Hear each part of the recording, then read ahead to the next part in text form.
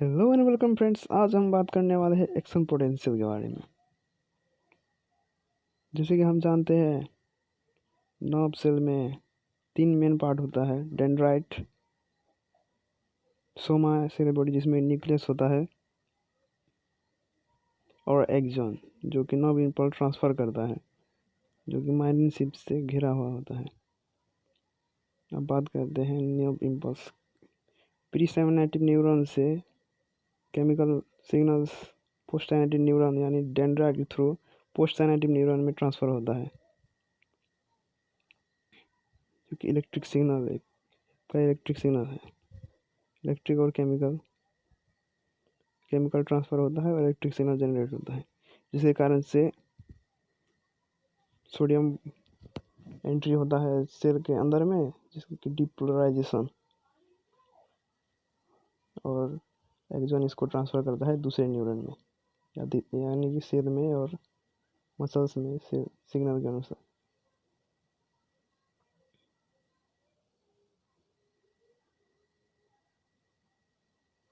Axon dendrite से कुछ ज़्यादा लंबा होता है।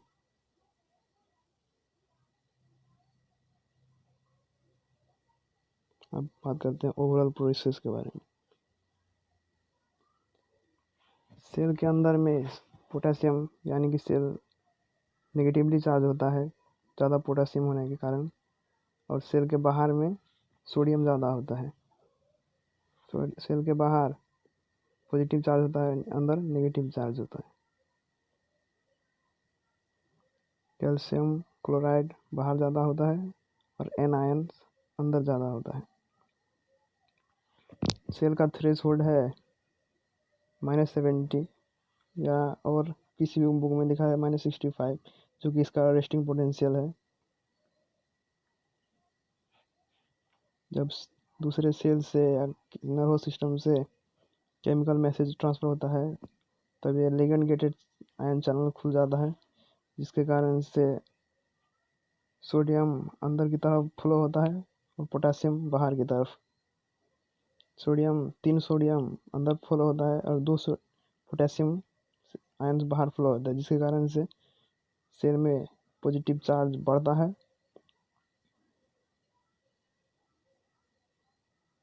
जिसको कहते हैं डीपोलराइजेशन, यानी लेस नेगेटिव चार्ज। और कैल्शियम की भी एंट्री होता है। पोटेशियम तो बाहर जाता ही है।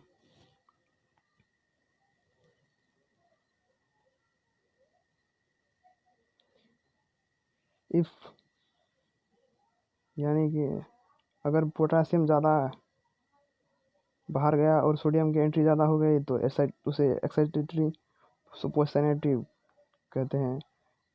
और अगर क्लोराइड ज़्यादा एंट्री हो गया है, तो इसको इनहिबिटरी पोस्टनेटिव पोटेंशियल कहते हैं।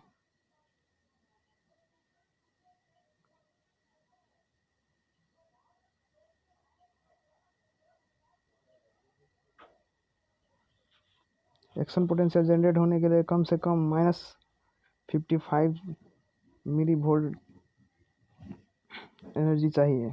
सोडियम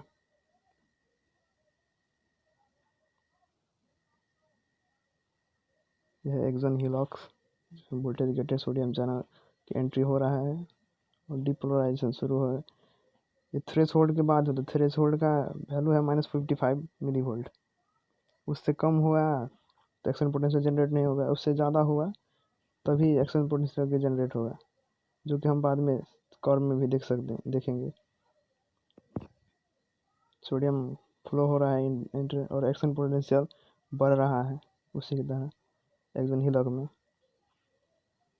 जिसका कि में सबसे ज़्यादा ऊपर वाला वोल्ट है +40 वोल्ट। किसी बुक में +30 वोल्ट भी लिखा है।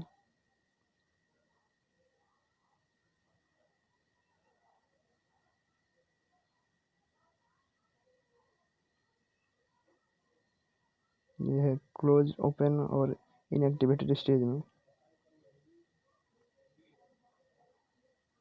इनएक्टिवेटेड स्टेज में सोडियम या पोटेशियम फ्लो नहीं होता है।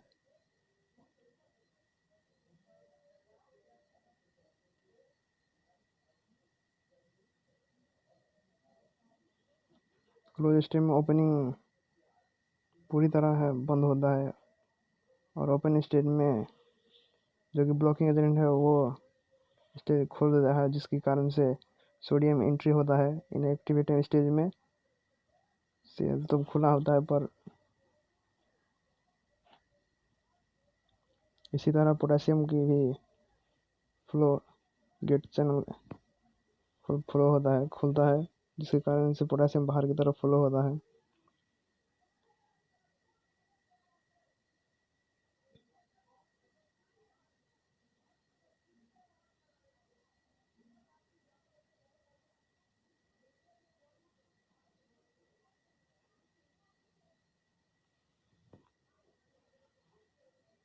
देख सकते हैं आप, पोटेशियम फ्लो हो रहा है और रिपोलराइजेशन शुरू हो चुका है।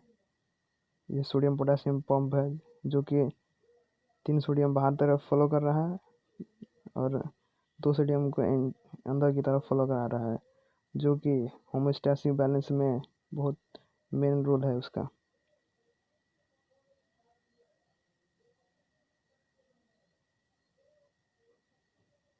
सोडियम पोटेशियम पंप रिपोलराइजेशन और डिपोलराइजेशन को बैलेंस करता है।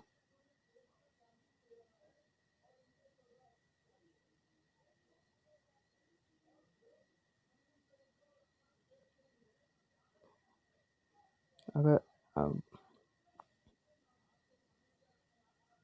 रिपोलराइजेशन के स्टेट में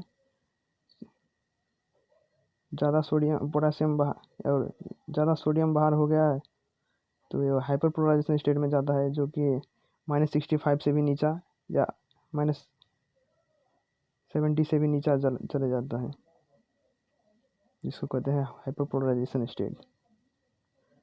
फिर कुछ देर में ये सोडियम पोटेशियम पंप के कारण ये दोनों ओरिजिनल स्टेज में आ जाता है, लेटेंट पे रेस्टिंग पोटेंशियल मेम्ब्रेन का। ये देख सकते हैं आप, वोल्टेज एक तरफ है, एक तरफ टाइम।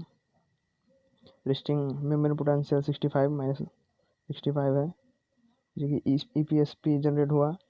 अगर ये -55 से ज़्यादा है तो एक्शन पोटेंशियल जनरेट होगा। अगर ये कम है तो नहीं होगा। ये इसका पिक है +40 तक जाएगा। उसके बाद पोलराइजेशन स्टार्ट होगा सोडियम पोटेशियम पंप के कारण, जिसके कारण सोडियम बाहर की तरफ मूव करेगा और पोटेशियम अंदर की तरफ। रिपोलराइजेशन स्टेट में ये हाइपरपोलराइजेशन स्टेट में भी चला जाता है, जो कि -65 से भी नीचे, और कुछ देर में बैलेंस हो जाता है। आप इसे इस फिगर में भी देख सकते हैं। जैसे कि हमें मालूम है एग्जाम में माइलेंस कवर करता है, और जो टिपिकल डायग्राम था वो फॉलो नहीं होता है। यानी इसका मतलब चार्ज एक जगह से नोड ऑफ रणवीर से दूसरे रोड ऑफ रणवीर में फ्लो जंप करता है। ये आप देख सकते हैं, नोड ऑफ रणवीर माइनस जो को फैट से कवर होता है, और ये जंप कर रहा है चार्ज।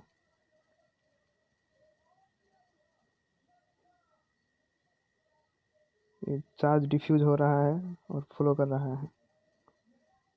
अब इसको अच्छे तरह से देखिए, एक चार्ज अपना एनर्जी दूसरे को देता है और दूसरा चार्ज पास करता है दूसरे तीसरे को। इस तरह से बाहर से लगता है कि ये चार्ज जंप कर रहा है, और अंदर की तरफ से चार्ज सिर्फ फ्लो कर रहा है, जैसे कि इलेक्ट्रॉन ट्रांसफ़र हो रहा होता है ना, उसी तरह ये इलेक्ट्रॉन को सिर्फ ट्रांसफ़र कर रहा है। चार्ज सिर्फ कंडक्ट कर रहा है, जैसे कि स्टेशनरी कंडक्शन करता है। इसके कारण से फ्लो ऑफ चार्ज का स्पीड बहुत ज़्यादा होता है।